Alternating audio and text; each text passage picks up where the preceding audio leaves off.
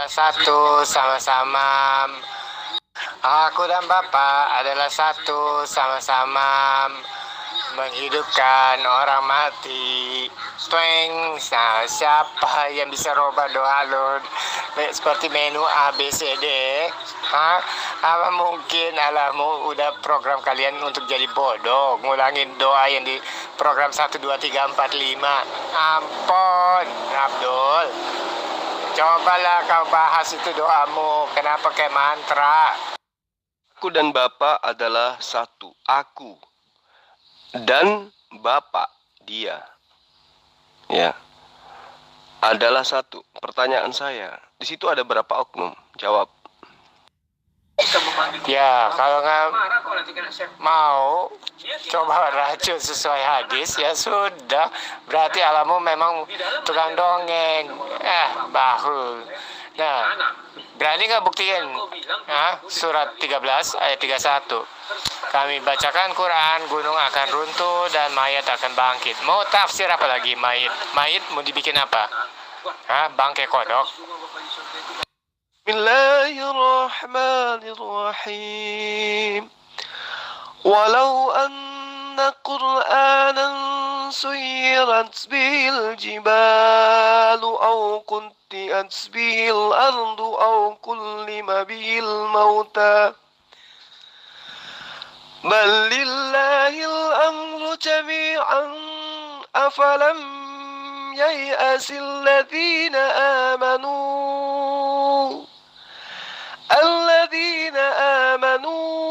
أن لو يشاء الله لهدى الناس جميعا ولا يزال الذين كفروا تصيبهم بما صنعوا قارئة أو تحل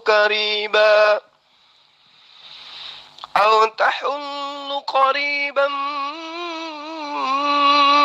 من دارهم حتى يأتي وعد الله إن الله لا يخلف الميعاد. Sadaqallah. Jadi di ayat ini, bagi orang-orang yang tidak memahami asbabul nuzul yang adalah hanya umat terjemahan, tentu tidak akan memahami apa yang tertuang di dalam ayat ini. Tapi sebagai seorang muslim, sebagai pengikut Nabi Isa alaihissalam yang setia, wajib hukumnya bagi saya untuk mengajarkan kepada Agus yang adalah umat terjemahan yang tidak tahu apa-apa tentang Al-Quran. Jadi di ayat ini diterangkan bahwa Allah membantah orang-orang kafir yang menuntut diturunkannya mukjizat pada diri Nabi, di mana pada diri Nabi yang dapat mereka tangkap dengan panca indera mereka. Jadi mereka minta mukjizat yang bisa dilihat oleh panca indera mata mereka. Nah, kemudian Allah berfirman kepada mereka, dan sekiranya ada satu bacaan atau kitab yang dibaca yang kemudian menyebabkan gunung-gunung runtuh dari tempat-tempatnya, atau bumi terbelah menjadi sungai-sungai, atau orang-orang mati hidup dan dapat berkomunikasi, sebagaimana yang mereka memintanya kepada Rasulullah Muhammad SAW, maka bacaan yang memiliki sifat-sifat demikian adalah kitab Al-Quranul Karim, yang tidak ada pada bacaan lainnya. Tetapi mereka tetap tidak akan pernah mau beriman kepada Al-Quran. Nah, akan tetapi semua perkara adalah hak Allah terkait diturunkannya mukjizat-mukjizat dan perkara-perkara lainnya. Lalu apakah kaum mukminin belum mengetahui bahwa seandainya Allah menghendaki, niscaya semua penduduk bumi akan beriman tanpa melihat mukjizat? Andai Allah menginginkan hal itu. Dan orang-orang kafir akan terus-menerus tertimpa musibah disebabkan kekafiran mereka, berupa terbunuh dan menjadi tawanan dalam peperangan kaum muslimin, atau musibah turun pada mereka di dekat tempat tinggal mereka, sampai akhirnya datangnya janji Allah berupa pertolongan bagi kaum muslimin atas mereka. Jadi sesungguhnya Allah itu tidak akan pernah menyalahi janji. Nah, jadi orang-orang kafir ini sesuai dengan asbabun nuzulnya meminta mujizat kepada Rasulullah Muhammad sallallahu alaihi wasallam untuk kemudian mereka lihat secara nyata. Sehingga Al-Qur'an ini mengatakan sekiranya mereka itu, ya, sekiranya mereka tahu, andai saja ada kitab yang ketika dibaca menyebabkan gunung-gunung runtuh, ya, menyebabkan sungai-sungai ada seketika dan juga menyebabkan orang mati itu hidup kembali, maka kitab itu pantasnya hanyalah Al-Quran. Andai saja Allah itu mau. Itu maksudnya dalil itu. Tapi karena Agus ini hanya umat terjemahan, jadi dia tidak tahu apa-apa. Bodo amat lah. Gua jaringannya juga lagi lemot juga. Nge-lag. Ya, gua cuman baca aja deh ya. Suara gua nge-lag soalnya. Aduh, pisau cukur ya, iya. Maksudnya ia akan menghabisi semua akar-akar penyembah berhala di Israel. Nah, bagaimana dengan alamu yang suka minjem duit? Kapan dia mau balikin duit gua? Udah baca belum Al-Hadid 11:12? Waduh, bunyinya 11:12 tuh. Berarti ampun dah, ya. Berarti minjem uang rakyat, tidak mau membayar. Bismillahirrahmanirrahim. Man zalladhi yuqridullah qaddan hasana fayudha'ifahu lahu wa lahu ajrun karim. Di situ diterangkan bahwa siapa yang mau meminjamkan kepada Allah dengan cara apa? Dengan cara menafkahkan hartanya di jalan Allah maksudnya. Pinjaman yang baik maksudnya apa? Itu adalah seumpama harta yang dinafkahkan demi karena Allah. Ya, lalu dikatakan di ayat ini, maka Allah akan melipat gandakan balasan pinjaman itu. Nah, jadi kalau kita melihat secara huruf di dalam qiraat yang kemudian dibaca fayadu atau fayuda ifahu, untuknya. Jadi mulai dari 10 kali lipat hingga 700 kali lipat. Sebagaimana keterangan yang disebutkan dalam surah Al-Baqarah misalnya. Dan baginya di samping pahala yang dilipat gandakan. Jadi itu adalah pahala yang banyak yang juga disertai mendapat keridaan dari Allah yang disambut dengan baik. Jadi di sini tidak ada masalah sebenarnya. Ya, sekiranya si Agus ini memahami apa yang dimaksud daripada ayat ini.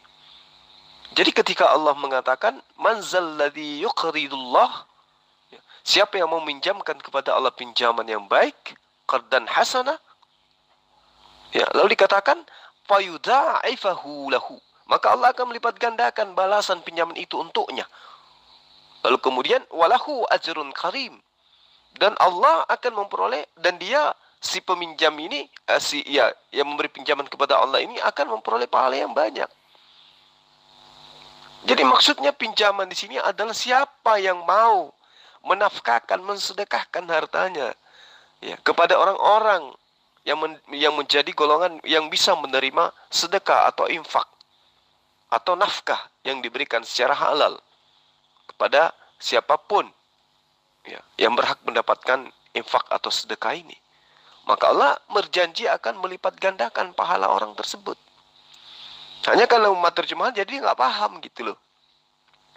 Sementara di dalam kitab yang mereka ambil secara tidak sah dari Bani Israel, di situ diterangkan dalam kitab Yesaya 7 ayat 20.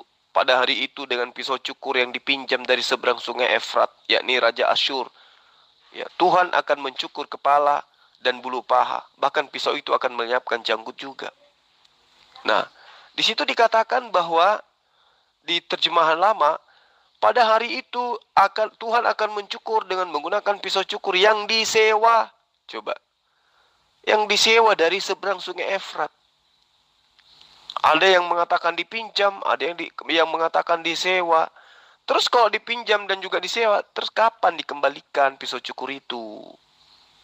Lagi-lagi Tuhan cukur bulu paha. Ini apaan? Ya, jadi Agus ini kalau kamu mau belajar Quran, belajarlah dengan baik. Jangan kau belajar dari terjemahan. Jaringan gue lagi lemot nih, lagi lag-lagan. Tulis aja ya biar gue bisa baca. Susah buka suara. Iya Pak, saya tahu. Al-Azhar 40. Nah, sekarang saya mau tanya, kalian kan ngaku Muhammad itu dari keturunannya Babu Abraham. Nah, bisa dituliskan nggak ayat mana yang mengandung bunyi ayat Muhammad bin Abdullah? Silakan ditunjukkan. Jadi penghujat ini mengatakan bahwa umat Islam itu mengakui bahwa Nabi Ismail itu berasal dari seorang babu dari Nabi Ibrahim. Nah, inilah kelicikan dan kepicikan sang penghujat yang mencoba untuk mendudukkan umat Islam itu sebagai pengutuk Nabi Abraham atau Ibrahim. Padahal sebenarnya justru kalau kita berbicara mengenai sejarah, ibunda daripada Nabi Ismail alaihissalam itu adalah putri dari seorang raja, ya, raja Mesir. Jadi dia bukan budak, dia apalagi babu. Justru kalau kita ingin secara jujur mengakui, yang pernah menjadi budak daripada orang tua Hagar itu siapa gitu loh. Mesir tidak pernah diperbudak oleh Israel. Justru Israel yang pernah diperbudak oleh Mesir. Sementara Hagar itu adalah anak daripada seorang raja di Mesir, kan gitu ya. Kalau si Sarah ini, ya, kita belum pernah membaca literal di mana dia adalah seorang putri dari seorang raja. Nggak ada ceritanya tuh. Tapi bukan itu intinya. Yang paling terpenting kemudian adalah di dalam Kejadian 12 ayat 3, Allah mengatakan, aku akan mengutuk siapapun yang mengutuk engkau Abraham. Nah, si Agus ini karena dia adalah agama Kristen, yang memang agama Kristen ini adalah pengutuk daripada Abraham, maka jelas dia akan mengatakan bahwa istri daripada Nabi Ibrahim itu adalah seorang babu. Dengan mengatakan itu berarti dia sudah mengutuk Abraham. Ya, dengan mengutuk Hagar, mengutuk anaknya Hagar, maka itu sama halnya dia mengutuk Abraham. Maka wajar kemudian si Agus ini, karena dia Kristen, akalnya tidak berfungsi karena dikutuk oleh Allah. Allah mengatakan, aku akan mengutuk siapapun yang mengutuk engkau Abraham. Dan itu adalah perkataan Allah langsung kepada Abraham. What. Apa? Urusin aja kitab lo. Kenapa nggak berani bahas kitabmu di sini, ha? Biar gua jelasin kitab lo. Ya, disebut goblok itu ya Pak. Saya jelasin secara rinci aja ya. Mau sembahyang harus lihat tanda kiblat. Nah, kemudian taruh sajadah yang bergambar Ka'bah. Nah, kemudian terus Bismillah, kodok-kodok Arab, aku datang untuk beritakan Muhammad itu Rasul.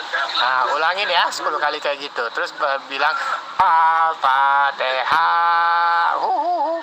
Al-Fatihah, Al-Fatihah. Ini orang ini sudah mulai gila kayaknya. Hei, ini keturunan perempuan, nggak soal ibu. Kalau ibu itu harus ada istri. Yesus wujud dalam kandungan bukan karena suami. Kalau ibu itu harus ada suami dulu, baru ibu. Tentang wujud Yesus itu bukan karena ada hubungannya suami. Itu nyata. Menggenapi keturunan perempuan. Bukan konteks ibu-ibuan. Us, kamu itu yang goblok, kamu yang tolol. Karena wajib hukumnya umat batu goblok dan tolol.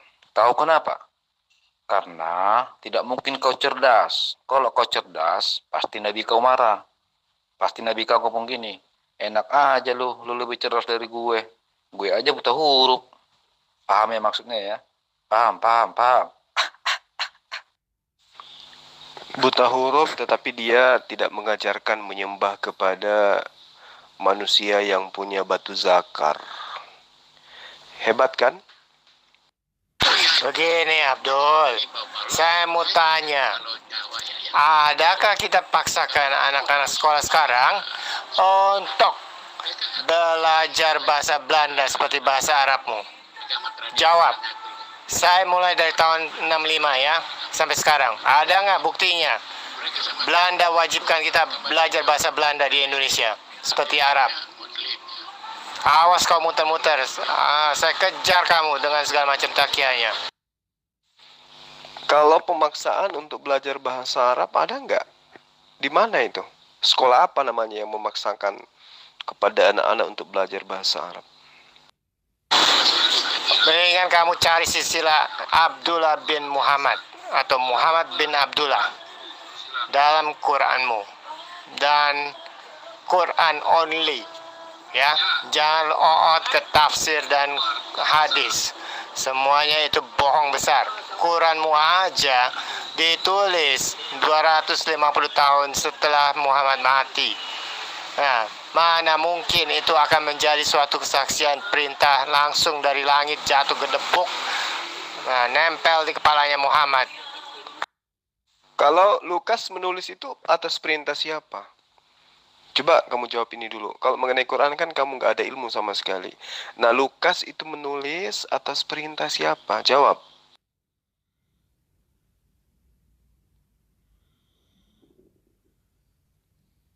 Yang disebut pengkhianat itu kadrun.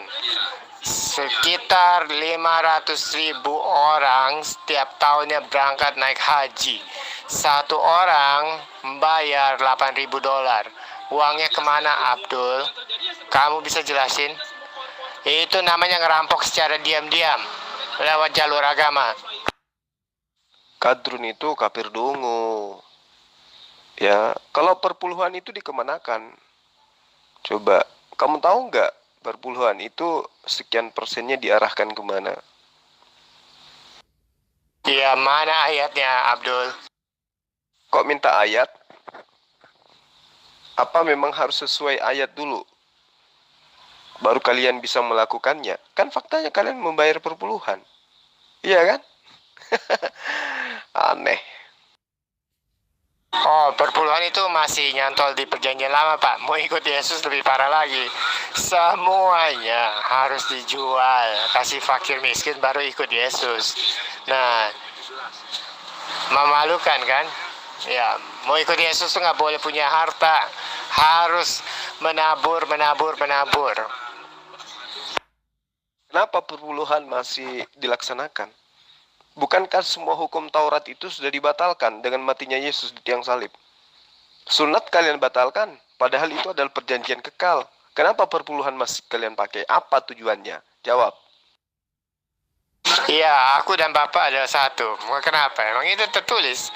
Nah, mana itu buktinya Allah dan setan itu bukan satu? Ayo.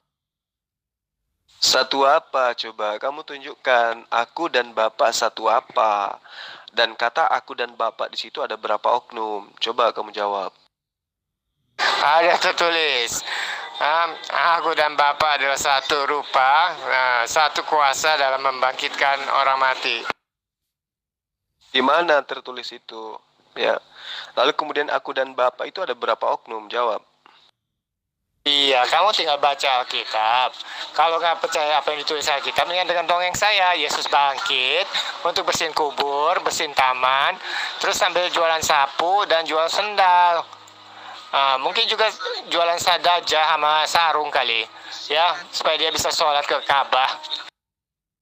Aku dan Bapak adalah satu. Di situ ada berapa oknum? Jawab. Aku dan Bapak adalah satu, ya. Satu Bapak ya satu anak. Masa gitu aja sulit? Di situ ada berapa oknum? Jawab yang jujur dong. Nah, kalau di Alkitab sih ditulis Bapak dan anak itu satu oknum. Kalau Bapak nggak suka apa yang ditulis Alkitab, ya dengerin versi saya. Saya dan Bapak saya itu satu. Saya dengan Bapak saya punya Bapak itu juga satu. Jadi ada berapa sayanya? Ya satu. Bapak saya juga satu. Paham enggak? Oh, bagaimana Anda mengatakan Yesus dan Bapa itu satu oknum. Sementara Yesus itu adalah anak manusia. Apakah Bapa juga anak manusia? Jawab. Iya, Anissa 82 kan masalah kontradiksi Quran, Pak. Bukannya masalah kontradiksi kontol dan memek, Pak. Nah, Anda paham nggak? Kenapa kamu nge-like sama Hakim-Hakim 19? Itu kan jelas ngomong Sundal. Nah, kalau Sundal ya saya balas dong. Kita lagi ngaja di At-Tahrim 5. Gimana? Masa mau marah-marah sih? Gimana? Kamu waras, tah? Bismillahirrahmanirrahim. Apala yatadabbarunal Qur'an walau kana min indi ghairillah lawajadu fihi ikhtilafan katsira. Maka apakah mereka tidak memperhatikan Al-Quran? Kalau sekiranya Al-Quran itu bukan dari sisi Allah, tentulah mereka mendapatkan pertentangan yang banyak di dalamnya. Ya, ini tantangan Allah dan petunjuk Allah. Sekiranya Al-Quran itu bukan kitab suci, ya, maka tentulah orang-orang yang membenci Al-Quran akan menemukan banyak pertentangan di dalam Al-Quran. Tapi buktinya orang-orang kafir seperti Agus ini nggak mampu untuk menunjukkan itu, kecuali selain hanya untuk mencelah. Nah, di dalam kitab Gospel, apakah ada ayat seperti ini? Ya. Ayat yang berani mengatakan bahwa apakah mereka tidak memperhatikan Gospel? Kalau sekiranya Gospel itu bukan dari sisi Tuhan atau sisi Allah, tentulah mereka akan mendapatkan pertentangan yang banyak di dalam Gospel. Berani nggak Gospel menuliskan seperti itu? Nggak mungkin kan, karena di dalamnya banyak pertentangan antara ayat dengan ayat yang satu itu saling bertentangan gitu loh. Ya, itu kan suka-sukamu. Saya nggak maksa seperti kamu paksain agamamu dengan golok. Nah, ya terserah. Kamu mau terima apa yang ditulis, ya syukur. Nggak mau terima juga nanti kamu yang tanggung jawab. Sebab Yesus berkata, langit dan bumi berlalu, perkataanku tidak. Nah, perkataan dia apa? Kamu akan mati dalam dosamu jika tidak percaya, akulah dia. Aku turun dari surga untuk melakukan kehendak Bapa. Nah, kehendak Bapa itu siapa? Supaya setiap orang melihat anak dan percaya, aku bangkitkan dia pada akhir zaman. Itu perintah Alkitab. Kalau demikian adanya, langit dan bumi berlalu, tapi perkataanku tidak. Berarti jelas perkataan Yesus itu tidak bisa dirubah oleh siapapun, oleh Paulus, oleh Lukas, atau siapapun itu. Ya, bahwa Yesus itu hanyalah utusan Tuhan dan bukan Tuhan itu sendiri. Ya, itu yang harus kamu sadari. Aku tidak dapat berbuat apa-apa dari diriku sendiri. Aku tidak berkata-kata dari diriku sendiri. Bahkan dengan nyata Yesus mengatakan bahwa dirinya itu hanyalah manusia biasa. Dia bukan sang pencipta alam semesta. Kenapa kamu tidak mengimani itu? Kenapa kamu malah mengimani perkataan pengajar-pengajar yang menginginkan Yesus itu malah berubah menjadi Tuhan? Menyalahi perkataan Yesus itu sendiri. Kenapa? Apa yang membuatmu tidak sadar akan pernyataan-pernyataan Yesus? Ya. Jadi kamu harus banyak belajar, Agus. Ya, kamu kebanyakan makan makanan yang diharamkan oleh Yesus sehingga otakmu gak berfungsi. Udah ya, gua capek. Sinyal juga jelek. Terima kasih untuk hiburan kalian. Sungguh benar-benar luar biasa. Hujatan kalian membuat saya makin awet muda, segar mengingat ayat Alkitab. Haleluya. Terima kasih Tuhan Yesus. Tuhan berkati semua ya. Sukses, maju Indonesia Jaya jika kita taruh agama di kotak yang benar, bukan di semua jamban mesti taruh stiker kiblat. Oke? Signalnya bagus, nggak ada gangguan. Kemudian tidak ada yang menghujat. Kamu aja yang kepanasan sendiri, bilang aja takut. Materinya sederhana, kenapa Kristen masih melanjutkan perpuluhan? Sementara sunat sudah dibatalkan. Gak bisa jawab kamu kan? Terus kemudian kamu katakan aku dan Bapak adalah satu. Di situ kamu katakan satu oknum. Kamu juga nggak bisa jawab kan setelah saya minta dalil-dalil yang mengatakan pembuktian bahwa Yesus itu adalah Bapa itu sendiri. Ya, tapi sudahlah, kamu hanya memang penghujat. Hanya karena kebetulan tidak ada lagi penyembah Yesus yang mau berdialog dengan jujur ya. Terpaksa saya menanggapi hujatan-hujatan kamu ini. Tapi karena kamu ketakutan, kamu lari lagi, ya udah. Ya, semoga kamu masih diberi kesempatan oleh Tuhan yang Maha Esa, oleh Allah, untuk supaya kamu itu bisa tersadarkan dan bisa waras kembali. Jangan menjadi mualaf deh, menjadi waras aja udah syukur sekali. Gitu ya, Agus ya. Itu Allah menciptakan 7 bumi sesuai sains nggak, bro? Ini pertanyaan yang sangat baik ya. Apakah Al-Quran itu sesuai dengan sains ketika mengatakan tentang 7 bumi ya? Ini kaitannya kalau nggak salah yang Anda maksud itu surat At-Talaq ayat 12. Allahul ladzi khalaqa sab'an samawati wa minal ard mithlahunna yatanazzalul amru bainahunna lita'lamu anna Allah ala kulli syai'in qadir wa anna Allah qad ahata bi kulli syai'in ilma. Jadi ayat ini, ayat At-Talaq ayat 12 ini dianggap sebagai satu-satunya petunjuk atas adanya bumi yang 7. Kalau di dalam kitab-kitab sebelumnya memang tidak ada. Ya, malah kalau di ayat-ayat kitab sebelumnya itu dikatakan bahwa bumi itu datar, kemudian gunung loncat-loncat, kemudian langit bertiang. Ya, itu. Nah, jadi sejak dari zaman dahulu manusia masih bingung dalam memahami hakikat langit ke-7 atau langit 7 dan bumi yang 7. Persoalan ini terus menjadi bahan penelitian kalangan astronom ya, hingga sampai ditemukannya ayat suci Al-Quran ini. Nah, meskipun sudah ada kemajuan sangat signifikan di bidang teknologi modern, tapi pengeboran bumi hanya bisa mencapai di angka 1 berbanding 500 dari setengah diameter bumi. Pengeboran terdalam yang pernah dilakukan manusia hingga detik ini hanya mencapai kedalaman 12 km. Padahal setelah diameter bumi, diameter maksudnya kedalaman bumi ini itu berkisar 6.370 kilometer. Jadi itu hanya baru setengahnya, ya, setengah dari diameter bumi maksudnya. Dari satu ayat dan beberapa hadits di dalam pengajaran-ajaran agama Islam, itu dapat disimpulkan bahwa maksud dari 7 bumi adalah 7 lapis yang berbentuk bumi. Artinya, itu semua sudah ada di bumi tempat tinggal kita selaku manusia. Ya, kesimpulan ini dikuatkan oleh penyebutan kata ardi di dalam Al-Quran, yaitu penyebutan kata bumi yang berbentuk tunggal ifrat, sementara kata langit berbentuk tunggal dan juga plural. Mengapa demikian? Karena manusia tidak bisa melihat entitas apapun di atas bumi selain daripada langit dunia. Manusia tidak bisa melihat langit-langit lainnya. Namun Allah pasti mengetahui bahwa suatu saat nanti manusia bisa memahami arti dari bumi yang 7.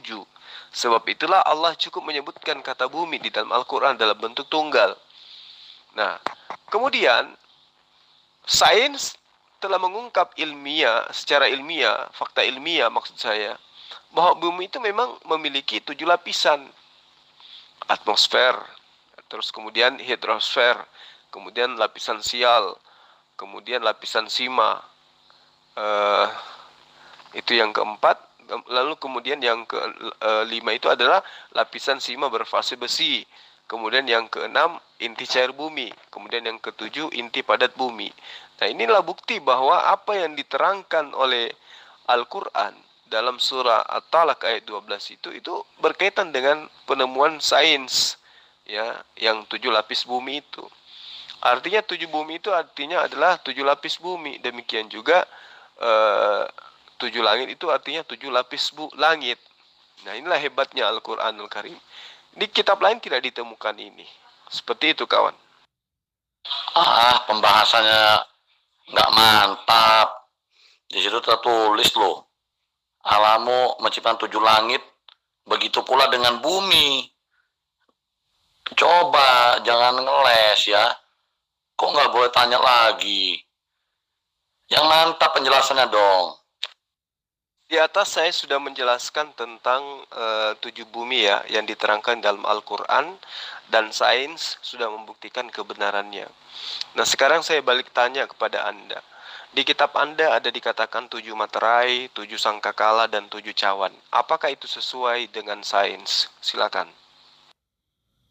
Banyak kali gaya kau, Juma. Ya, kalau sama saya kau langsung kabur ke berak di celana. Bagaimana mungkin kau cerita sains, bicara tentang menciptakan bumi dan langit, sementara SWT kau katanya hanya menciptakan Al-Quran. Dan bagaimana mungkin SWT kau punya kuasa, sedangkan dia aja butuh pertolonganmu. Tolonglah SWT, biar kamu ditolong. Terus kamu bicara sains.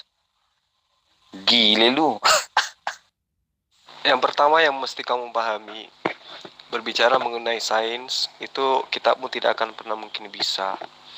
Kasus yang pernah yang membuat kamu kabur dari saya kaitannya dengan di kitabmu dikatakan langit itu bertiang. Apakah sains sudah membuktikan itu? Sementara Al-Quran membantahnya bahwa langit itu tidak bertiang.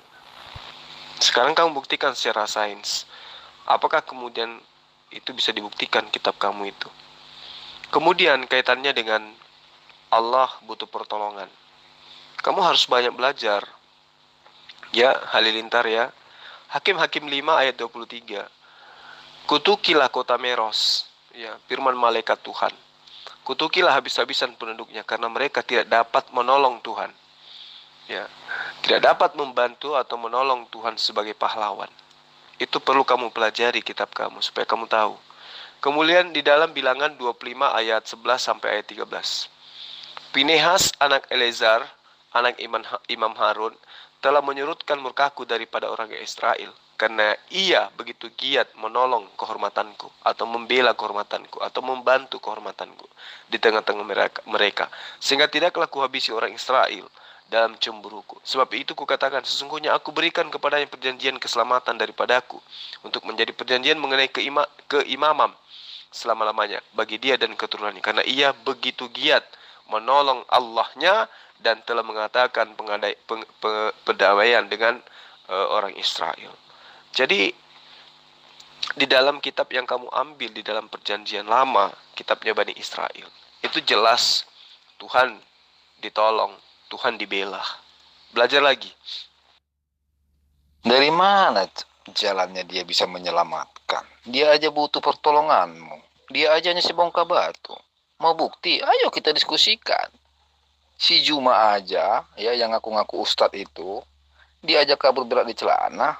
Saya bahas tentang bahwa SWT adalah sebongkah batu. Tapi apa? Kabur dia. Ayo, siapa yang berani? Yang 2 bongkah batu itu sembahan kamu. Kamu fitnah, kamu katakan aku kabur. Ada-ada saja. Kamu menyembah Yesus yang punya 2 batu zakar, itu tidak bisa kamu pungkiri, itu fakta. Lalu Tuhan kamu di dalam Bilangan 25 ayat 13 kan nyata. Untuk menjadi perjanjian mengenai keimaman selama-lamanya bagi dia dan keturunannya, karena dia begitu giat menolong Tuhannya dan telah mengadakan pendamaian bagi Israel. Kan kasihan kalau udah kayak gini. Kamu itu ya udah sangat memalukan saudaramu si Yuas, ya. Kamu tadi kan diharapkan jagoannya. Tidak taunya kamu kabur berak di celana ketika kita bahas tentang bahwa SWT-mu adalah sebongkah batu. Dan kau juga mengakuin itu. Ya sudahlah Bang Haleluya, kan kamu ngomong begitu. Kok sekarang kamu seolah-olah pintar? Sains apa yang mau kau buktikan? Mau saya kasih contoh? Hah? Al-Quran kaum mengaku, ya kan, bahwa sidik jari ada di Al-Quranmu, ya kan. Padahal sidik jari itu bukan kulit yang diomongin di Al-Quranmu, tapi tulang. Sejak kapan tulang-tulang jadi sidik jari? Sains apa coba? Coba kau kasih tunjuk. Sains apa yang bisa dibuktikan oleh Al-Quran? Ayo, saya tunggu kamu. Saya tantang kamu sekarang. Ayo. Kamu boleh hibur diri karena kamu hanya bisa itu. Kamu katakan saya kalah, ya nggak apa-apa lah, nggak masalah. Ya, itu saya maklumi lah. Ya, namanya juga umat terjemahan harus dipahami dengan baik lah. Di situ dalam Al-Quran dikatakan dalam surah Al-Qiyamah bahwa bala qadirina ala an nusa' banana. Dikatakan bahwa kami mampu menyusun kembali jari jemari dengan sempurna. Nah, ini hebatnya Allah. Di dalam Al-Quran 1400 tahun silam dia bisa mengenal manusia dengan hanya dengan mengembalikan jari jemarinya. Artinya di ayat ini jelas bahwa Allah Subhanahu wa taala dalam penyebutan jari jemari pada ayat ini berkaitan dengan sidik jari manusia. Sebab pada ayat ini dan beberapa ayat lain sebelum dan sesudahnya itu berbicara tentang cara Allah mengenai atau mengenali individu pada hari kiamat. Bagaimana kemudian Allah dalam firman-Nya menunjukkan sebuah ilmu pengetahuan, yakni sidik jari yang seiring dengan kemajuan ilmu sains itu nyata, ya, dan sangat berguna bagi kehidupan umat manusia di muka bumi ini.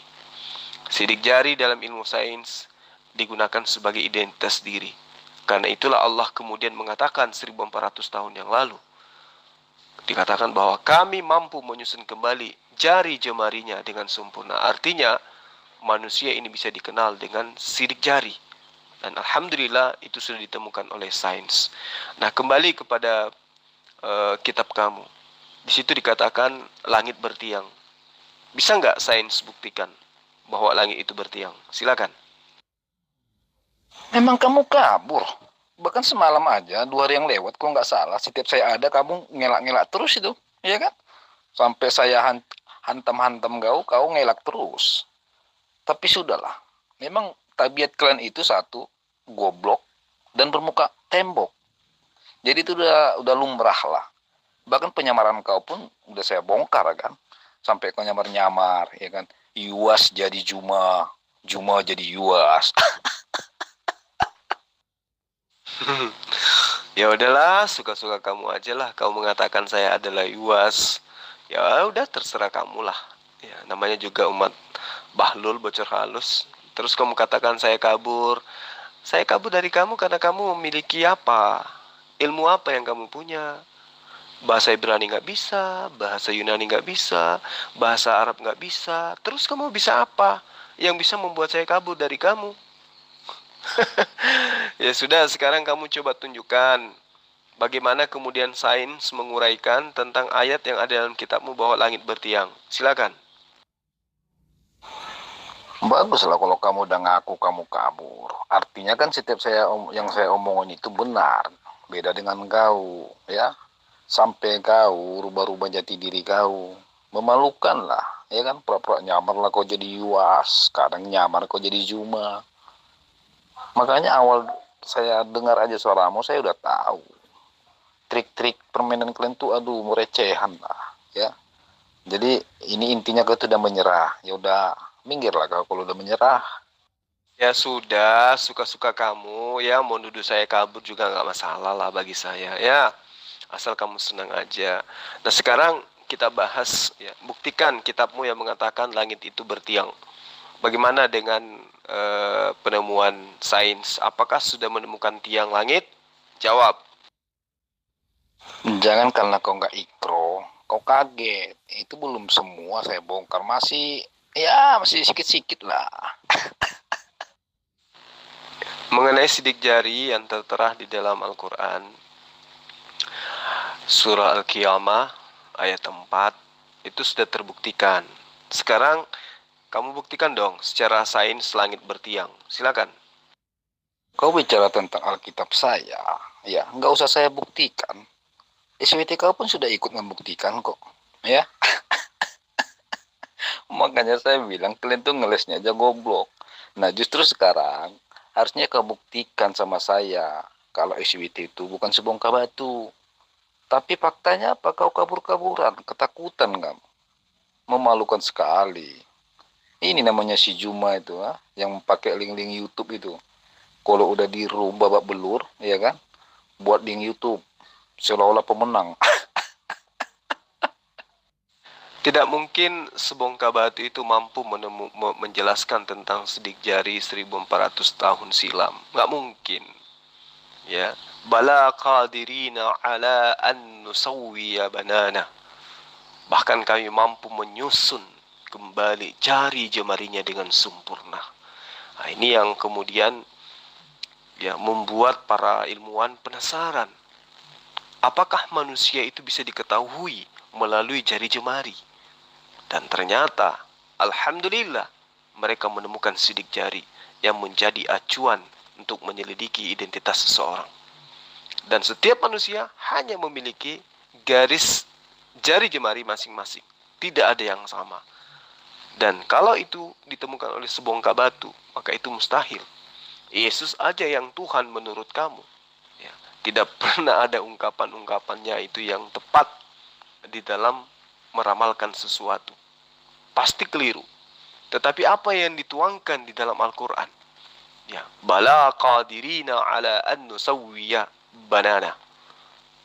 Allah mengidentifikasi manusia hanya berdasarkan jari jemari atau sidik jari. Hebat bukan? Dan itu mustahil kalau dia adalah sebongkah batu. Nah sekarang pertanyaan saya, di dalam kitabmu dikatakan langit itu bertiang. Langit ini bergoyang-goyang oleh karena tiangnya digoyang-goyangkan katanya. Nah sekarang buktikan secara sains, apakah betul langit itu bertiang? Jawab. Terbuktikan dari mana? Jangan kau mengatakan terbukti, ya, padahal tidak. Makanya saya bilang sama kamu, kamu ini berhadapan bukan sama umat batu yang bisa kau bodoh-bodohin, ya. Ini orang cerdas. Bagaimana mungkin tulang belulang jari-jari jadi sidik jari? Otakmu di mana, Bahlul? Hah? Dasar umat batu. Saya sudah bacakan dalilnya. Bala qadirina ala an nusawwiya banana. Di situ tidak ada tulang belulang. Paham tidak kamu? Di ayat itu mengatakan bahkan kami mampu menyusun kembali jari jemarinya dengan sempurna. Coba. Ini yang membuat ilmuwan penasaran. Kok bisa Allah mengidentifikasi manusia berdasarkan jari jemari? Ternyata di jari jemari itu ada sidik jari yang dimiliki oleh setiap manusia berbeda satu sama yang lain. Saya sudah bacakan dalilnya. Itu pembuktiannya sudah sangat jelas. Dengan adanya alat untuk mengidentifikasi seseorang berdasarkan sidik jari, itu sudah dituangkan 1400 silam. Nah sekarang saya ingin tanya sama Anda, jangan Anda ngelak. Anda kan mengaku cerdas. Sekarang buktikan, di dalam kitab Ayub yang kamu ambil dari kitabnya Bani Israel, apakah betul langit itu punya tiang? Jawab, silakan. Kau lagi ceramah di masjid. Gaya-gaya kau itu kan dari dulu udah saya patahkan. Bagaimana mungkin tulang belulang kau bilang sidik jari? Sidik jari itu kulit. Goblok, tolol. Satu lagi ya. Stoplah jadi umat batu yang tidak tahu diri. Ajaran kemarin sore mengklaim-klaim. Bentar lagi kau bilang tuh. Satu contoh sains, madu jadi obat. Padahal sebelum Nabi kau pun ada, madu udah jadi obat. Kacau. Nggak usah ngelak. Sekarang kamu jawab aja dulu. Ayub 26 ayat 11. Tiang-tiang langit bergoyang-goyang, tercengang-cengang oleh hardiknya. Coba kamu buktikan secara sains, apakah ilmuwan sudah menemukan bahwa langit itu punya tiang? Ayo, Kalau mengenai Al-Quran kan sudah jelas, saya sudah terangkan samamu bahwa di ayat itu tidak ada yang mengatakan tulang-tulang. Yang dikatakan di situ malah bala qadirina ala an nusawwiya banana. Bahkan kami mampu menyusun kembali jari jemarinya dengan sempurna. Saya sudah menjelaskan ini samamu, jadi tidak perlu lagi saya perpanjang lebar. Sekarang tugasmu adalah menjelaskan bahwa langit itu punya tiang. Silakan. Itu artinya karena kau goblok. Di situ dikatakan tulang jari-jari. Goblok, goblok. Percuma kau dari tadi capek lidah kau dijajah Arab. Ya kan? Tapi kau nggak tahu artinya, nggak tahu maknanya. Inilah akibat seperti kata Ustadz Situmorang, bangga menghafal Al-Quran, tapi tidak memahami maknanya, jadi keledai di Indonesia. Umat batu. Makanya kau ketakutan kali kau kalau membahas masalah sebongkah batu itu. Kamu menutupi ketidaktahuanmu dengan tertawa. Sementara dari ketawamu itu ketahuan kamu tersakiti dengan kebenaran Al-Quran. Ya mau kayak mana lagi, ini adalah kalamullah, ini adalah perkataan Allah, ini adalah firman Allah. Ya, cara untuk menutupi kesakitan hatimu itu ya tertawa seperti itu. Padahal di ayat ini tidak ada kata batu. Coba kamu lihat di dalam jika kamu punya Al-Quran, apakah ada kata tulang di situ di ayat yang saya bacakan padamu? Bala qadirina ala an nusawwiya banana. Apakah ada kata tulang di situ? Enggak ada. Tidak ada kata tulang di situ. Di situ justru mengatakan bahkan kami mampu menyusun kembali jari jemarinya dengan sempurna. Nah, ini asbabun nuzulnya apa? Diriwayatkan jelas bahwa ayat ini diwahyukan karena ulah dua orang yang bernama Adi bin Abi Rabi'ah ya bersama dengan Aknasi bin Sulaik. Jadi si Adi ini pernah menjumpai Rasulullah Muhammad SAW dengan bertanya, "Hai Muhammad, tolong ceritakan kepadaku kapan datangnya hari kiamat dan bagaimana keadaan manusia pada waktu itu." Lalu Rasulullah Muhammad SAW menceritakan kepadanya. Lalu kemudian Adi menjawab pula setelah Rasulullah menceritakan, "Demi Allah, andai kata aku melihat dengan mata kepala aku sendiri akan hari itu, aku juga tidak akan membenarkan ucapanmu itu, dan aku juga tidak akan pernah percaya kepadamu dan kepada hari kiamat itu."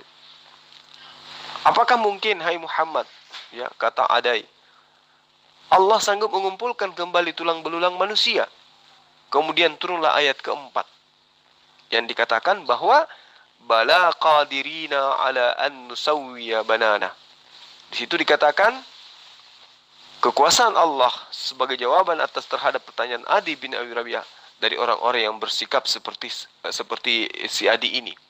Ya, lalu kemudian untuk menghilangkan keraguan itu Allah menegaskan yang sebenarnya Dia berkuasa menyusun kembali jari jemari manusia dengan sempurna. Bahkan Allah sanggup mengumpulkan dan menyusun kembali bagian-bagian tubuh yang hancur sekalipun ia adalah bagian terkecil seperti jari jemari yang begitu banyak ruas dan bukunya. Andai kata Allah tidak mempunyai ilmu pengetahuan dan tidak mempunyai kekuasaan yang sempurna, tentu tidak mungkin Allah menyusunnya kembali. Ringkasnya, bagaimana mungkin kemudian jari jemari itu tersusun dengan sempurna, maka Allah sanggup mengembalikannya lagi seperti semula. Itu bukti bahwa yang kamu tuduhkan kepada kami bahwa kami menyembah batu, itu terlontar kepada dirimu sendiri yang menyembah kepada Yesus yang memiliki batu zakar yang tidak tahu apa-apa tentang hari kiamat. Sementara Allah menjawabnya di dalam Al-Quran seperti yang saya bacakan kepada Anda tadi. Ya, bahwa Allah itu akan menyusun kembali jari jemari dengan sempurna. Kenapa harus jari jemari di sini yang menjadi pijakan? Ternyata manusia itu bisa dengan jari jemarinya itu bisa diketahui identitas seseorang. Itu yang perlu kamu paham. Tapi karena kamu umat terjemahan yang bahlul, hanya bisa menutupi kebahlulan dengan tertawa, ya kamu nggak bisa apa-apa. Seperti itu. Kembali kepada pertanyaan saya kepada Anda. Apakah sains sudah menemukan adanya tiang langit? Silakan. Soal tiang langit itu, ya, saya sudah bilang tadi. Tanpa saya buktikan kebenarannya, SWTK pun sudah mengakui kebenarannya itu, ya. Jadi sekarang kau sanggah aja bahwa kau itu bukan penyembah batu gitu loh ya. Nah sekarang kau udah langsung alihkan topik kan, udah nggak berani sign lagi ya. Saya kamu lawan, belum cukup ilmu kamu ngelawan saya. Makanya kamu dari kemarin tuh kabur-kaburan terus. Kalau saya ada kabur kau, kalau saya nggak ada teriak-teriak VN kau, perasaan cerdas. Kamu katakan Tuhan kami adalah batu, lalu kau katakan kebenaran kitabmu itu sudah dibuktikan oleh Tuhan kami. Kan lucu, ya kan? Berarti kitabmu itu sudah dibuktikan kebenarannya oleh batu, gitu ya maksudnya? Ya, kamu nggak usah menutupi kelemahan kitabmu lah dengan cara seperti itu. Buktikan aja kalau kitabmu itu adalah betul firman Tuhan, bahwa langit itu bertiang. Kan kamu menuduh Tuhan kami batu. Kenapa kamu jadikan itu kemudian sebagai alat untuk menutupi aib kitabmu? Sekarang saatnya kau buktikan bahwa memang betul langit itu punya tiang. Biar semua orang tahu, oh ternyata Halilintar memang cerdas gitu loh. Tapi saya melihat kamu hanya cerdas menghujat, cerdas menutupi kelemahan kitabmu, kan gitu ya. Sekarang buktikan dong, apakah betul langit itu punya tiang? Silakan. Nanti saya cari dulu langit bertiang 7 itu seperti apa. Sakit, memang sakit otak kau ya. Otak kau tuh udah sakit, terlalu banyakkan babi. Maka kau tak bisa mencerna lagi pikiran, tak bisa mencerna lagi omongan yang keluar dari mulut kau tuh. Sakit kepala kau. Lah sekarang kan kitab kau tuh bahasa apa? Itu kan aku tanya kan. Lantas kenapa kau nak menguasai bahasa kitab kau? Itu pegangan kau. Kau kuasailah bahasa kitab kau. Goblok kau dipelihara. Ya memang lucu. Memang nggak ada yang konsekuen dengan ajaranmu. Makanya sudah 3 tahun saya minta sama umat batu. Bahkan saya tantang lagi.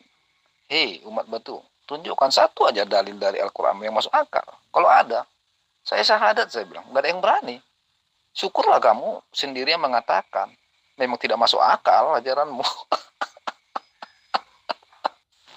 Sekarang kamu tunjukkan langit bertiang itu kayak mana, coba. Silakan. Loh, Tuhan saya maha hebat lah. Makanya Nabi kau ada. Sekalipun hanya ngaku-ngaku ya. Tapi kalau SWT kau, ya memang nggak bisa apa-apa. Buktinya apa? Mari kita buktikan.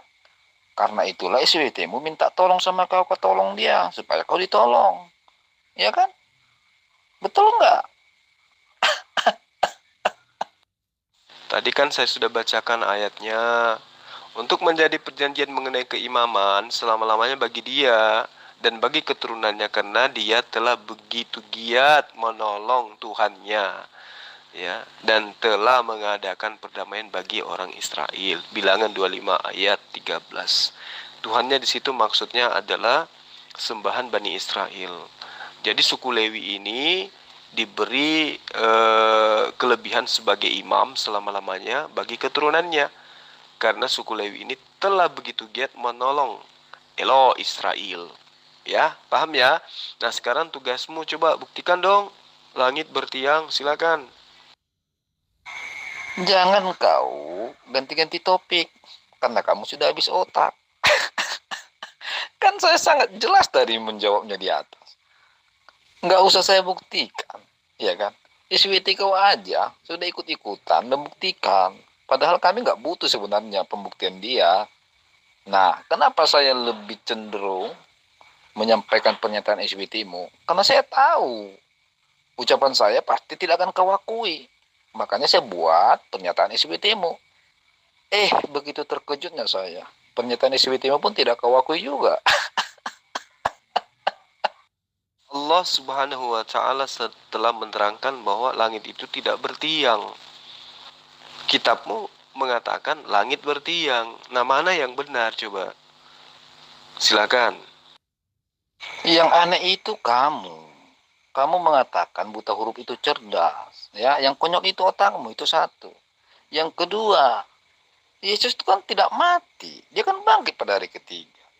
Dan SWT pun akuin itu gitu loh. Ah, kamu masa sih pernyataan SWT juga kamu hantam? Gak usah menghujat, gak usah. Di dalam Al-Quran diterangkan Allahul ladzi rafa'as samawati bighairi amadin tarawunaha. Allah subhanahu wa ta'ala yang meninggikan langit tanpa tiang, sebagaimana yang kamu lihat. Nah, di kitabmu dikatakan bahwa langit itu bertiang. Nah, sekarang bagaimana kamu menjelaskan? Ya. Apakah betul langit itu bertiang? Bantah dong. Allah mengatakan, Allahul ladzi rafa'as samawati bighairi amadin tarawunaha. Menciptakan langit tanpa tiang. Kitabmu mengatakan langit itu bertiang. Nah, sekarang yang benar yang mana? Silakan. Kan sangat jelas tadi. Kalaupun ya si SWT kau itu kembali lagi dia mundur dari pernyataannya, berarti seharusnya kau pertanyakan itu ya si SWT. Kok ngaku-ngaku dia maha kuasa, padahal dia omongannya aja maju mundur. Ya? Aduh, ngelawak aja kalian ini terus, ya. Nah, tapi oke lah, saya bantulah otak kamu yang, ya katakanlah otak kamu kan jongkok atau mungkin tengkurap lah ya. Karena udah terlalu sering saya bantai otak kamu. Begini, makanya sebelum kamu masuk ya ke ranah kealkitaban, makanya kamu itu dengarkan juga pernyataan SWT-mu. Kan SWT-mu bilang begini sama kalian. Kalau kalian nggak tahu kebenaran, tanyalah si Haleluya, ya kan? Jadi artinya kalian itu hanya bertanya, bukan menyimpulkan. Jadi maksud saya begini, jika kamu bicara di sana, contoh lah saya kasih, ya kan? Bicara tentang gunung batu, bicara tentang langit bertiang, itulah yang dinamakan perumpamaan atau kiasan. Cuma sayangnya otak kalian tidak mampu memahami mana kiasan, mana fakta. Contoh, gunung batu itu kiasan, ya kan?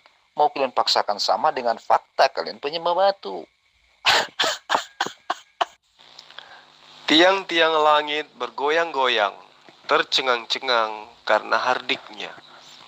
Sementara di Al-Quran diterangkan bahwa Allahul ladzi rafa'as samawati bighairi amadin tarawunaha. Allah menciptakan langit tanpa tiang. Nah, yang mana yang benar? Silakan.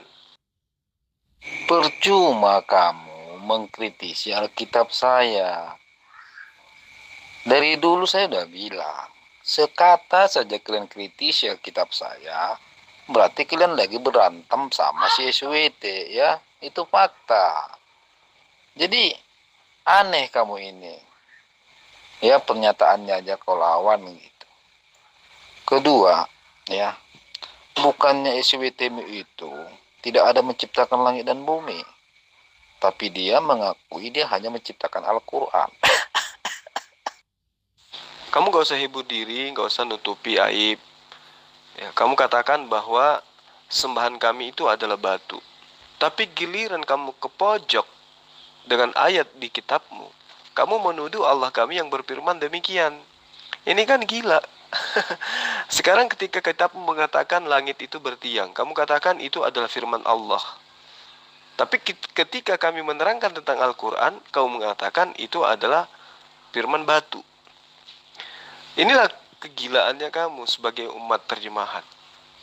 Saya minta samamu, itu kamu jangan kaitkan kepada Allah, karena Allah tidak pernah berfirman seperti yang kamu tuduhkan.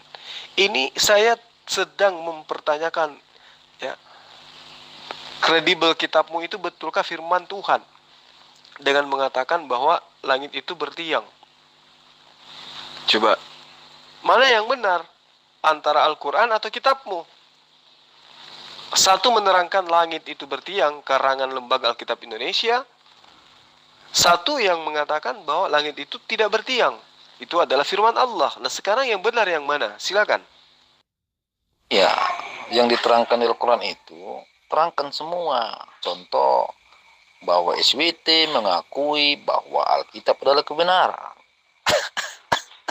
Sangat simpel mematahkan komentar-komentar umat batu. Saya laga kalian sama SWT. Alkitab yang dimaksud oleh Al-Quran itu adalah kitabnya Nabi Musa alaihissalam, kitabnya Nabi Isa alaihissalam, bukan kitabnya Lembaga Alkitab Indonesia. Jadi kamu jangan sembunyi di balik itu. Kan kamu menuduh Tuhan kami itu adalah batu, kami menyembah batu katanya. Kenapa sekarang kamu mengakui bahwa kitabmu itu adalah firman Allah, firman Tuhannya kami? Kamu nggak sadar nggak sih? Ya. Jadi kamu nggak usah menutupi kelemahan kitabmu, kembali mengambil ngemis-ngemis bahwa itu adalah firman Allah. Nggak perlu, karena kamu sudah menuduh Allah itu adalah batu, gitu loh. Ya, itu nampar muka kau sendiri. Makanya kurangi makan babi, makan anjing, karena otakmu nggak berfungsi karenanya. Sekarang saya tanya samamu, jawab aja. Ketika dikatakan di dalam kitabnya Lembaga Alkitab Indonesia, ya, tiang-tiang langit bergoyang-goyang. Nah sekarang apakah itu sesuai dengan sains bahwa langit itu punya tiang? Silakan. Ya memang gila. Syukurlah kau mengakui memang ajaranmu gila, ya kan? Seperti dalilmu. Sungguh bagi mereka yang diturunkan Al-Quran adalah umat gila, ya kan? Nah, tapi justru begini. Kenapa kalian ini ketika dalil kalian ditunjukkan, kalian kesurupan gitu loh. Terus kalian akan bilang, oh fitnah, hujat gitu. Ada apa dengan kalian? Kalau memang kalian itu sudah menyangkap pernyataan SWT, ya tinggalkan gitu loh. Jangan kalian ngaku-ngaku umatnya si SWT, tapi pernyataan SWT kalian injak-injak. Kalian ini maunya apa gitu, ya? Jadi kalau kau bilang gila-gila, ya memang urusanmu lah itu. Untung apa yang nggak bilang ya kan? Kalau kau sendiri yang bilang ajaranmu gila, ya memang nggak usah saya jawab, ya udah pastilah itu. Kamu nggak usah curhat. Sekarang kamu jawab aja. Tiang-tiang langit bergoyang-goyang. Itu maksudnya apa? Dan apakah sudah ditemukan oleh ilmuwan? Silakan. Cici, mulai dia akan ujung-ujungnya pasti dibilang, oh itu kan bukanlah kitabmu. Kitabmu kan Bibel. Bibel itu kan palsu. Ngeles kamu itu telat bro, ya. Kemarin kamu bolehlah menyangkal ya kan, oh Alkitab kan palsu, kamu bilang itu sama saya. Ketika kamu debat sama si Fatimah, Fatimah bertanya, Juma, sebelum kita diskusi, apa kamu percaya Alkitab? Oh, saya percaya, kamu bilang. Terus sekarang kamu mau melenceng lagi ya? Telat kamu tuh ngeles. Makanya saya bilang, trik, perilaku, watak kalian itu udah saya kantongi, ya. Senangislah. Ya, Al-Quran itu kan sudah jelas mengatakan kecelakaan besarlah bagi orang Kristen yang menulis gospel dengan tangannya sendiri. Al-Baqarah ayat 79. Jadi kamu nggak usah lari kemana-mana. Sekarang ketika dalil kitabmu buatan Lembaga Alkitab Indonesia itu mengatakan tiang-tiang langit bergoyang-goyang. Nah, bagaimana kemudian kamu bisa menjelaskan ini? Apakah ilmuwan sudah menemukan tiang langit? Silakan. Assalamualaikum warahmatullahi ta'ala wabarakatuh. Percuma kamu ajak diskusi orang yang seperti ini, percuma. Ini kelasnya diskusinya Zu itu Malaysia. Pantasnya diskusi dengan Zu ini. Zu Malaysia itu baru bisa diskusi dia. Kalau seperti kamu, saya diskusi sama orang seperti ini percuma. Percuma. Tinggal capeknya saja. Malah apa? Termasuk kita memberi ilmu kepada dia. Dia mengerti ilmu dari kita nanti. Belajar dia itu. Waalaikumsalam warahmatullahi wabarakatuh, Habib. Jadi saya ngantuk, Beb. Dan saya belum mau tidur jam segini. Saya keliling grup, tidak ada serigala-serigala Romawi yang menggunakan VN. Hanya satu ini, serigala ompong ini. Dia sudah ompong, kurapan, kena rabies lagi tuh. Daripada saya tidur, yang mending saya tanggapin sedikit lah, Habib ya. Nangis itu kan kamu. Dan kamu bilang, jelaslah Al-Quran mengatakan, loh, Al-Quran kau juga kan jelas mengatakan bahwa Alkitab itu adalah kebenaran, jalan lurus dan terang. Hah? Benar enggak? Jadi kamu itu kalau untuk ngeles lagi nggak boleh. Karena akimu itu udah saya jongkokkan makin tengkurap. Aduh, Juma Yuas. Udah sampai nyamar-nyamar kamu. Iya kan? Sampai satu orang udah mau ikut-ikutan apa kamu itu? Tritunggal. Alkitab yang dimaksud itu bukan kitabmu. Ya, sekarang kamu jelasin aja deh. Tiang-tiang langit bergoyang-goyang.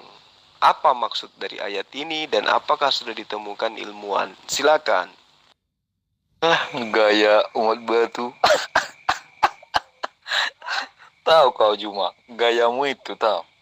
Kalau kau di room WA debat, kau itu habis tunggang langgang, ya kan? Kau keok sekeok-keoknya, ya kan?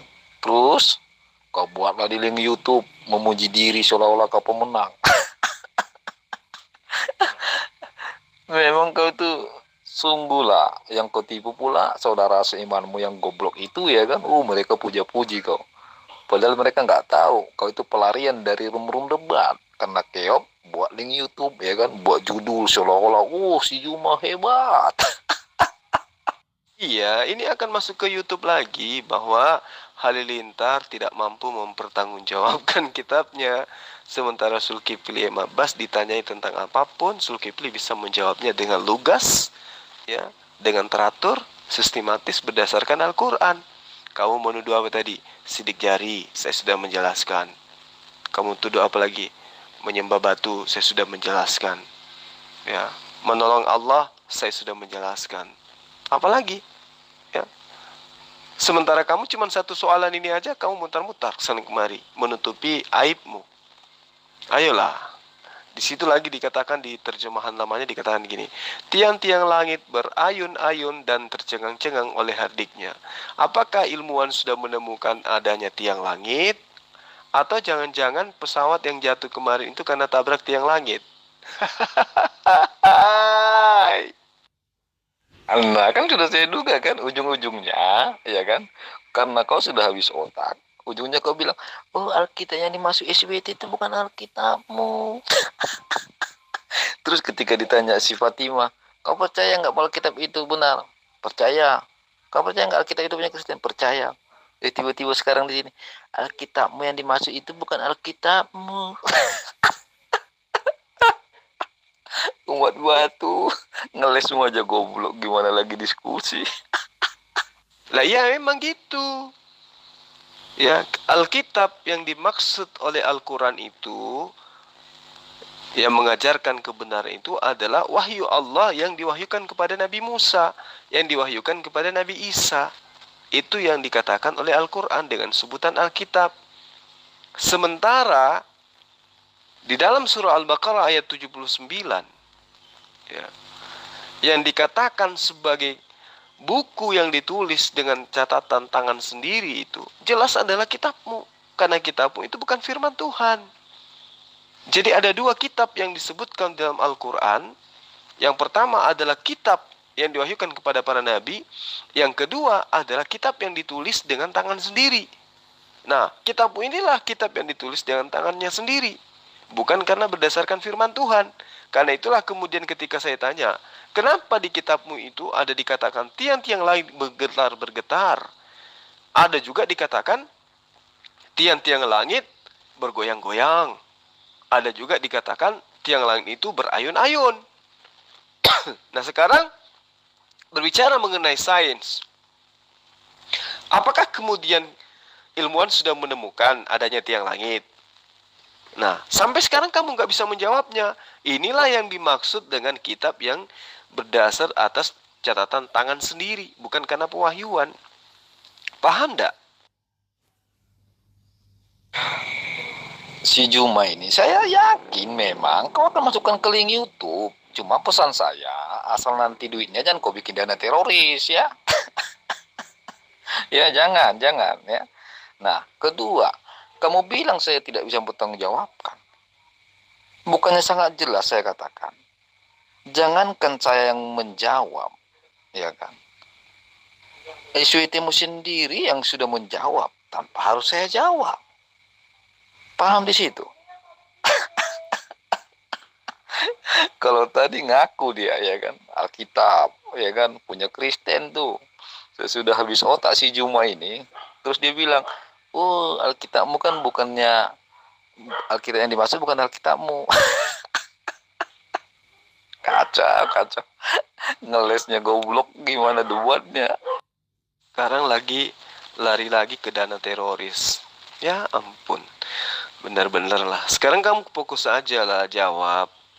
Tiang-tiang langit bergoyang-goyang, gemetaran, terayun-ayun.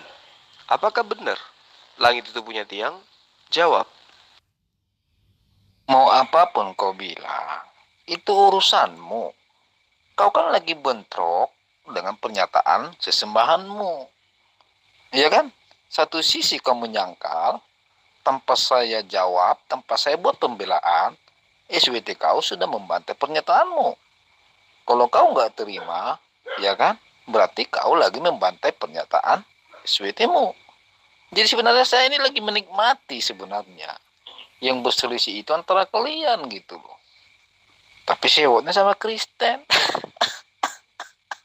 Katanya Tuhan kami batu. Tapi firman-Nya kamu akui sebagai sebuah kebenaran. Ketika bercerita tentang kitabmu adalah sebuah kebenaran. Cie. Dasar otak nggak berfungsi.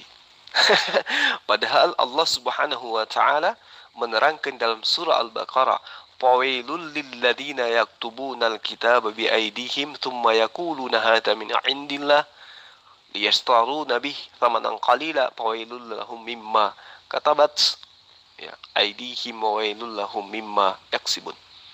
Maka kecelakaan yang besarlah bagi orang-orang Kristen kafir laknatullah yang menulis gospel dengan tangan mereka sendiri. Lalu mereka katakan ini dari Allah, dengan maksud memperoleh keuntungan yang sedikit dengan perbuatan itu. Maka kecelakaan besarlah bagi Kristen laknatullah akibat apa yang mereka tuliskan dengan tangan mereka sendiri.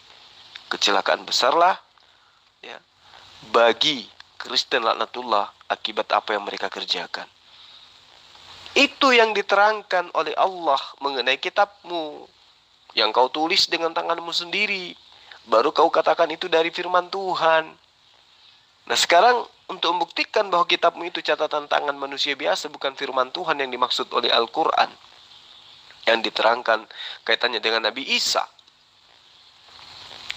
Apakah betul langit itu bertiang? Tercengang-cenganglah tiang langit karena hardiknya. Cie. Tadi katanya itu adalah hiasan. Apa bahasa hiasan? Cie. Giliran keok, pakai istilah bahasa hiasan. Apa yang kamu gunakan sebagai pijakan mengatakan itu hiasan, bukan makna yang sesungguhnya. Nangis. Haleluya, halelintar.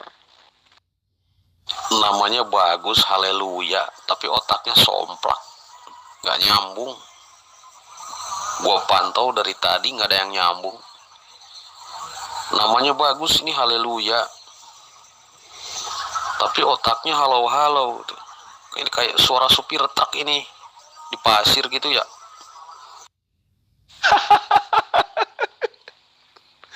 Astagfirullah.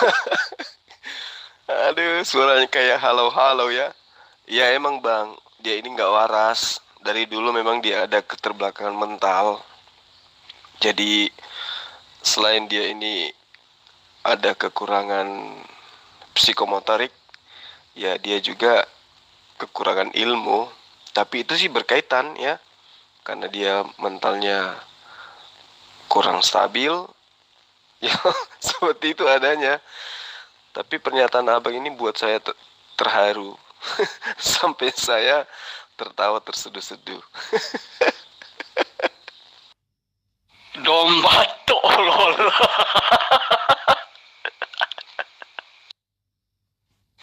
Ujung-ujungnya curhat. Tapi tahulah kita kalau curhat apa. Ya seperti dalilnya, tutupilah aib. Oke lah, semua sudah pada kabur berak di celana. Nanti bawalah yang berilmu ya. Kalau macam kalian yang receh-recehan, aduh jadi ngantuk saya. Juma aja mencret tuh. Kabur berak di celana. Udah ketiga kali kan ini dia kabur berak di celana tuh. Ngetek pun tak berani lagi. Dia yang mau kabur, nuduh orang lain yang kabur. Pantasan aja. Sang Habib tadi menegur saya untuk tidak melayani Anda. Tapi nggak apa-apa lah ya kan. Ini pelajaran buat Kristen-Kristen di luar sana yang mendengarkan konten ini yang akan saya buat kaitannya dengan pernyataan Halilintar, ketidaktahuannya dia tentang kebenaran dan kebutaannya dia tentang Islam. Silakan Anda rehat, saya yakin Anda sudah lelah karena Anda tidak mampu membuktikan kalau langit itu punya tiang. Hahaha. Itu sudah saya jawab. Ya, kalau macam saya ini manusia cerdas dan bijaksana, tidak perlu mengulang-ulang yang sudah lalu, ya. Kalau kau udah keok aja gitu. Udah, fokus sana sama Ustadz Zuma. Katanya kamu itu hebat. Kok nyungsep? Kalau denger si Haleluya ngomong, pengen ketawa. Ih, ngeri kali dia.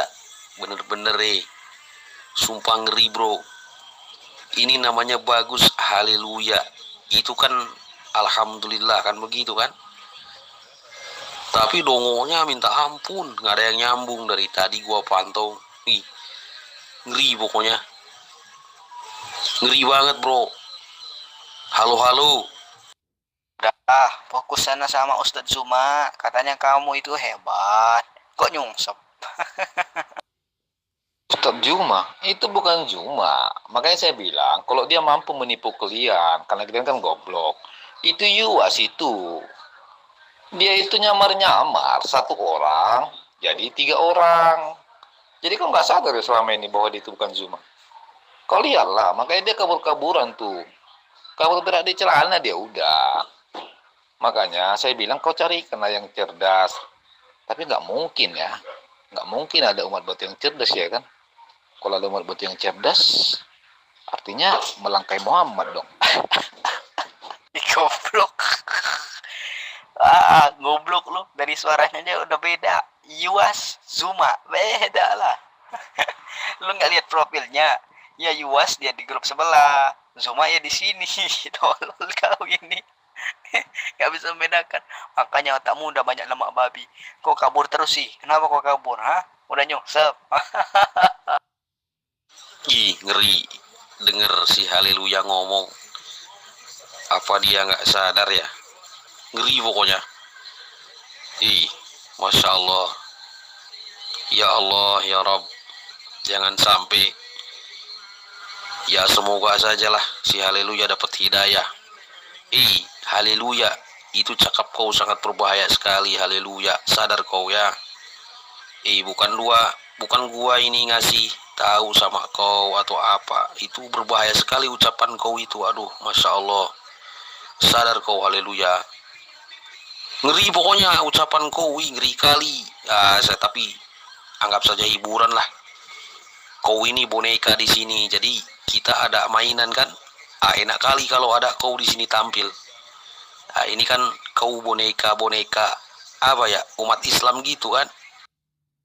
Tapi nggak apa-apa kawan-kawan, si Haleluya itu buat boneka di sini ya.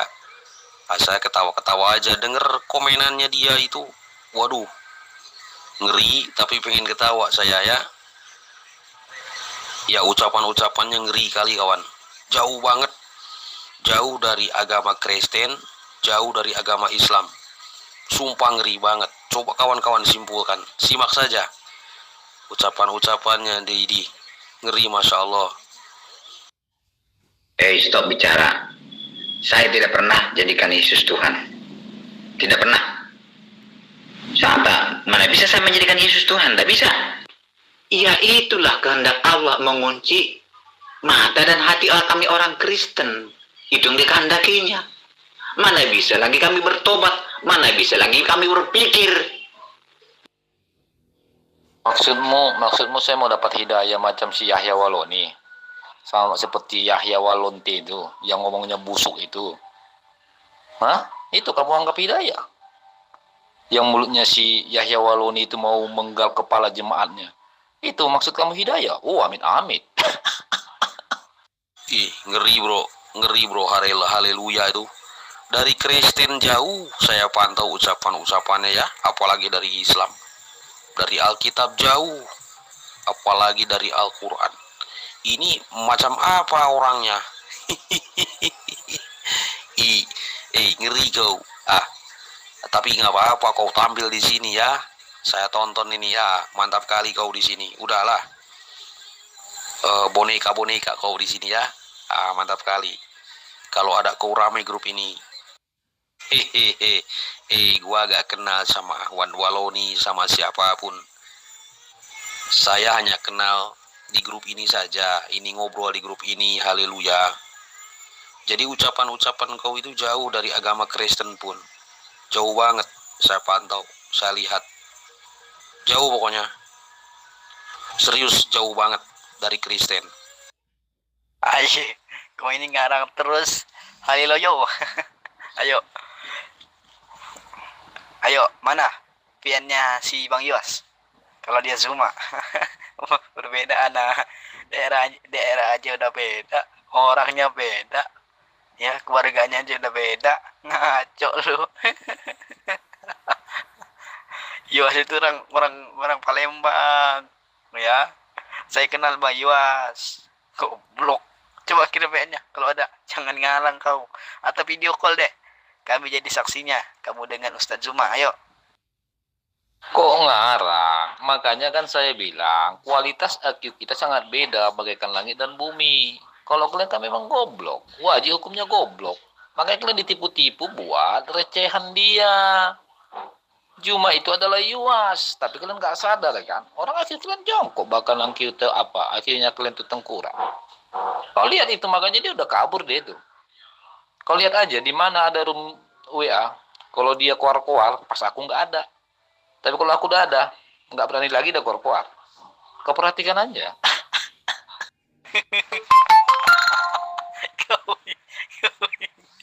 Lucu. Kau mengklaim Ustadz Zuma kabur. Baru kali ini ada domba yang mengatakan dia menang dengan Zuma. Baru tadi saya lihat nyimak PN-PNmu di atas sama Ustadz Zuma. Kau gak ada. Kau udah keok sama dia. PN-nya Zuma udah gak kau bahas lagi. Goblok. Aduh, kalau kamu mau kabur, istirahat gitu. Pakai alasan yang cerdas gitu loh. Saya mau istirahat, Bang Zuma. Dan teman-teman muslim, saya mau istirahat. Ini malah terus VN. Gak malu lu, udah nyusap. Viral nih di YouTube ini, viral ini. Oh, si Zuma lindu orang budak Malaysia itu ya? Waduh, dia aja pun udah kabur berak di celana, saya hantam.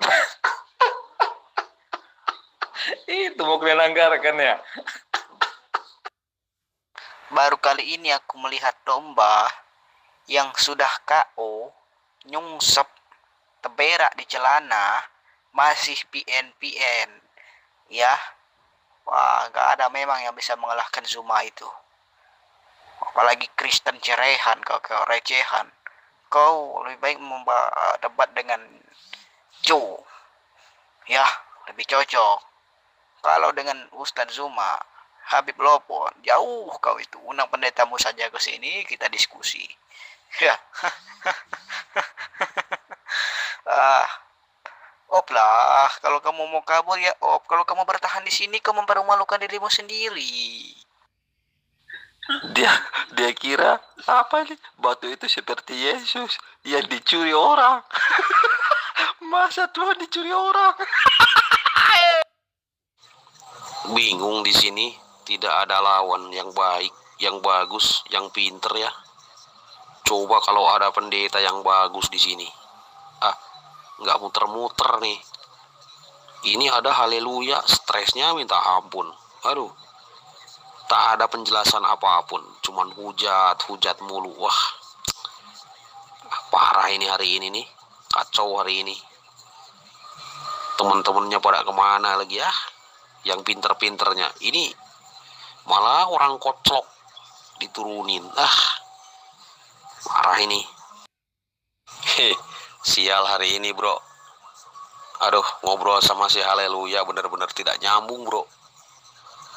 Aduh. Pada kemana nih yang pinter-pinternya nih? Ini percuma ini kalau ngobrol sama boneka begini. Udah pakai mainan aja, kawan-kawan lah. Hiburan ya. Biar saya mantau ketawa nih sinilah. Mantap kali tuh si Haleluya tuh. Aduh, minta ampun, stresnya ampun. Koclok.